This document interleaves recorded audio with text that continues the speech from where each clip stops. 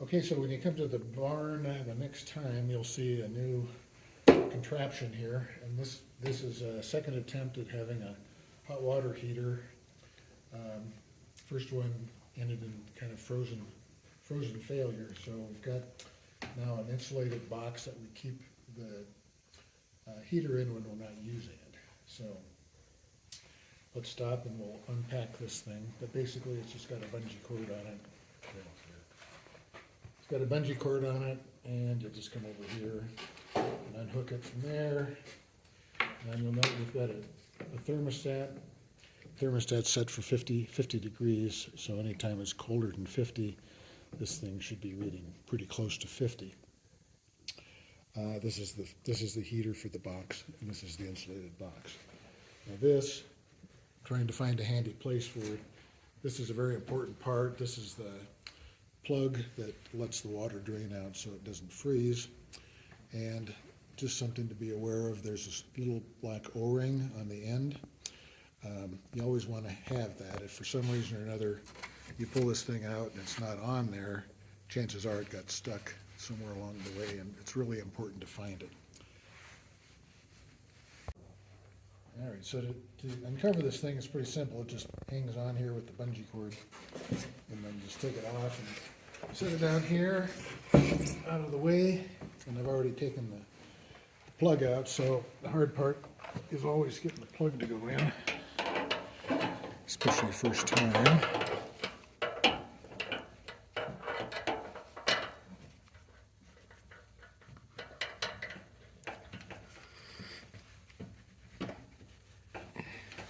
Finger tight should be tight enough. Okay, so now we just need to hook the hoses up. We have a filler hose that came with the unit. These are, you don't have to screw these, they just pop on. And the red one goes to the red deal here, red connector here. And you might not realize it's got to go all the way to the top, so you need to hear it click. And then here is our filler hose that runs from the faucet, and it's just a little different type of quick connector. It connects right up there to the other one, and voila, that's all there is to it. Now we just need to hook the hose up to the faucet.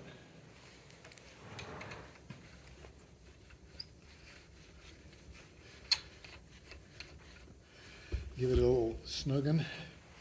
We have to turn on the gas. You don't have to do anything with the hose. You just need to turn it to the left until it's open. And then at that point, technically, we're ready to go. Okay. You'll see some knobs on the heater here. Basically, you've got the gas. We leave the gas on max just because we're trying to heat water as fast as we can. And then I don't really know what this does, but between full and eco, it seems like if you're trying to heat water up fast, you put it on full. And then this is the water meter here. You can actually reduce the amount of water that goes through the hose or increase it. And if the water's not warm enough, it's probably going through too fast, so you want to turn it to reduce the amount of water. So to do this, basically all you have to do is turn the water on these now. So you want to put the filler hose in the bucket, come over and turn the faucet on just like every day, and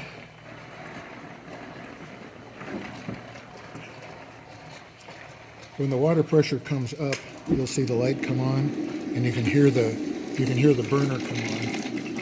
And if the burner doesn't come on, just try to turn it off and turn the water off at the faucet and try it again. But you can see right now that it's 75 degrees, so we'll probably slow it down a little bit till it gets up to around 100.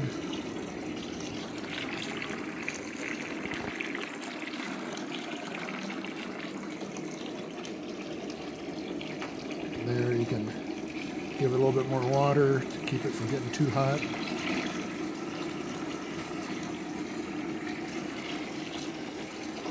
And then you just fill your buckets up until you're done.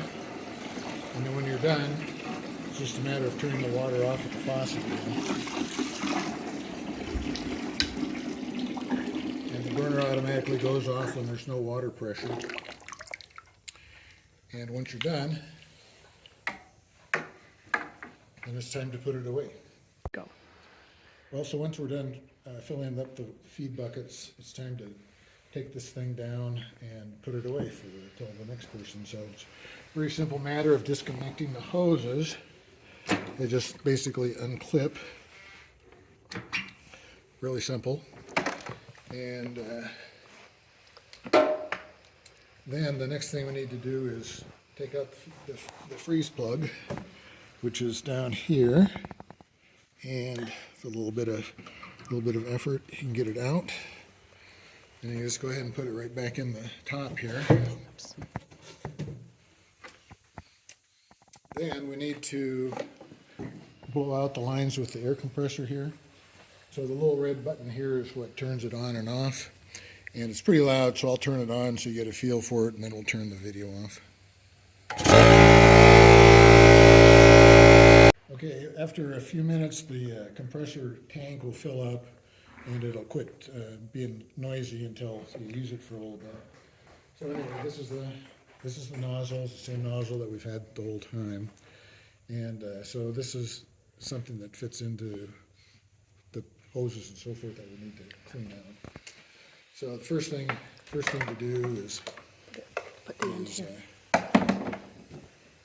any water that may be in the hoses out. The little one, the red one, will be really, really quick. The black one will be a little bit longer. You got to be careful of the hose.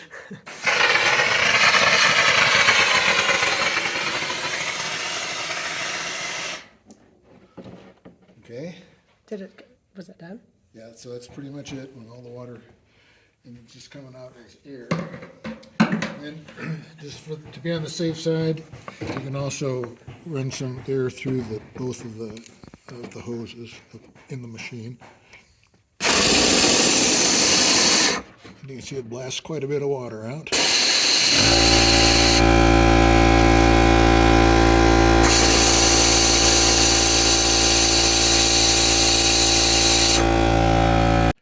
Just to emphasize once again, you really want to. You'll notice that a lot of water came out when we blew the air through the machine, and you really want to get as much water out as you can, because even if just a little bit freezes in there, it'll keep the machine from working. We found that to be the problem, and that's why we have the insulated box now with the heater in it. So once you're done blowing everything out, just make sure you can put your hand on the chimney here so it's not so hot, because this is just styrofoam. Take the box, just carefully set it in place. And we've got a bungee cord over here with a rope hooked onto it. Bring that over here and hook it onto the screw, serving as our hook, and we're done. Okay. You should not need to do anything with the thermostat. You should not need to do anything with the heater unless the heater's not working. There is an on-off switch that you reach from the other side, but as long as nobody touches it, nobody should have to do anything with it. So everything should be done now. One final thing we forgot to mention when we were taking and putting the thing away for the next shift is we forgot to turn the gas off. So it's just a matter of turning it to the right until it gently, you don't have to crank it really hard, just get it to where it's stopped and you should be good. Obviously, we aren't at the barn anymore, but we forgot one final thing. After you've used the air compressor and you've blown out the hoses and the heater, don't forget to turn the compressor off. Just push the red button in.